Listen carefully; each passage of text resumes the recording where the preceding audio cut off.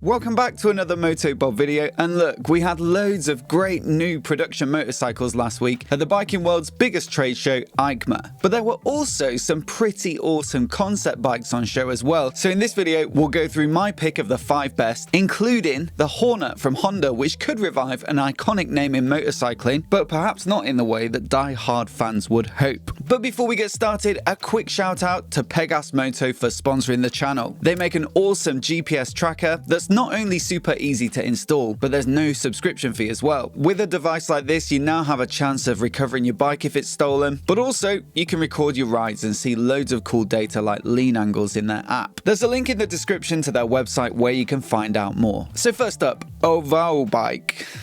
That's not right. MOTOBOB, the MXR basically. They may not have nailed the branding, but this electric dirt bike does look absolutely incredible. It looks like something genuinely from the future, but with enough regular motorcycle style that it doesn't jar. I'm especially a big fan of that bright red trellis frame for a pop of colour. Now this bike is meant to be scheduled for production sometime next year, and the specs, they look decent, if not outstanding for this style of bike. 32 Nm of peak torque, a 62 mph top speed, and just shy of 110 kilograms in weight. But where it is quite strong is with its range. It does 60 miles or so they claim. It might not be that far in the real world, but still that's a fair chunk more than competitors like the KTM Freeride EXC. Speaking of range, you might want to take a look at the Nowa Racer concept. You see, it feels a bit like we're waiting for a significant leap in tech before the range and charging times on motorcycles become like tolerable when you set them against internal combustion. Thing is though, that leap in tech might actually look something like this. In their own words, it's powered by a world-first hybrid battery system combining conventional tech with NowaCap next-gen ultracapacitors. Offering 10 times more power and 5 times more energy than existing ultracapacitors, NowaCap unleashes the potential of a hybrid battery, bringing huge efficiency improvements. So basically, it combines the ultracapacitors with a lithium-ion battery for better energy efficiency, reduced charging times, and extended life of the battery system. They say the lithium battery is about half the size of what we're seeing on electric sports bikes at the moment, yet it's still good for 150 kilometers or 90 miles when you're doing a mix of town and motorway. Thing is though, if you're solely riding in stop-start traffic, it'll double. Not only at lower speeds do you have less wind and rolling resistance, but also it retains 80% of the energy made under regenerative braking. 118 miles of range for city riding if you're commuting. I mean, that's going to do you for like a couple of weeks. And at the same time, it's no pooch either. 0 to 60 is still possible in under 3 seconds, and they say it's owing to the ultracapacitor's high power characteristics. I know, this is all a little forward thinking. Well, what about a nice retro scrambler? Honda showed this Super Cub 125X, and I reckon it looks pretty great, if not exactly practical. It's being built by a custom shop in Sardinia called Man Motocicli Odachi, and it's got quite a few mods to make it a little more off-road specific, although I think the whole concept is a little tongue-in-cheek. Öhlins shocks, a taller saddle, and chunky tires should all help, and they've even 3D printed some new side panels to house the high-level exhaust, which it must be said looks like it'll be pretty loud. There's a disc cover at the front for more of that off-road look, and then also a duster mode switch which can be used to disable ABS for ripping some fat skids. Now, we already know that Enfield have a whole bunch of new bikes in the works. A few months ago, their CEO said, "We have a very exciting product pipeline. This year we'll probably see the highest number of new models that are seen from Royal Enfield ever in a year, and that is just the beginning of the pipeline." So could this SG650 concept be an indication of what's to come? Now, according to their chief of design Mark Wells, the idea behind it is to take the 650 platform but design something that might show how Enfield moves forward into a more modern digital era. So I was kind of hoping there'd be some new interesting tech involved, but really it's just a styling exercise. It's got that traditional bobber stance with some old school styling cues like the single seat, low slung pea shooters, and retro lighting, but then also some more modern elements like the headlight nacelle, the upside down forks, funky rims, and an even funkier paint job. Still, it's a cracking looking bike, and that cockpit with the integrated Speedo and their Tripper navigation pod and some of the metal work, I mean, it's pretty nice. But perhaps the concept that will have pricked the curiosity of most bikers will be the Honda Hornet. This one came somewhat out of the blue. There were no teasers in the lead up, but it's such an iconic name, with the original Hornet providing a lot of good, affordable fun, and so it's definitely generating a lot of hype. And it's not just empty hype. Honda themselves have said that they're pleased to confirm that the illustrious Hornet name will return to its lineup in the near future. This model is just a sneak peek of how it might vaguely look, but there are some other clues about the spec in the video. There's a parallel twin engine, for example, which is the potential pitfall that I alluded to in the intro. The original Hornet was a much loved inline four that provided some sporty, revvy fun, so perhaps it'll feel a bit dishonest to apply the Hornet name here, and it also feels like we've got loads of parallel twins on the market at the moment, so it's